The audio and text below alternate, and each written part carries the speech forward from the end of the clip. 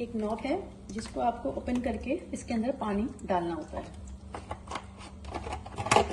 इस तरीके से मैं आपको थोड़ा सा वाटर भी डाल के दिखाती हूँ।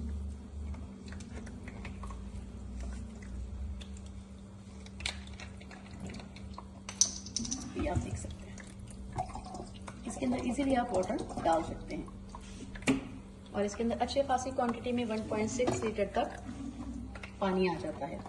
कोशिश करें कि आप इसके अंदर ड्रिंकिंग वाटर ही इस्तेमाल कीजिए। इसकी इस लिड को जो है टाइटली आपको क्लोज करना है ताकि इसमें किसी किस्म की कोई लीकेज ना हो। ये तो हो गई बात वाटर टैंक की। अब हम आ जाते हैं, मैं आप इसको थोड़ी देर के लिए बंद करती हूँ। इस तरीके से इजीली ये बंद हो जाता है। जैसे कि आप देख रहे हैं इसके अंदर ये वाइट कलर का कंपार्टमेंट दिया हुआ है। मैं इसको रिमूव करके दिखाती हूँ। जैसे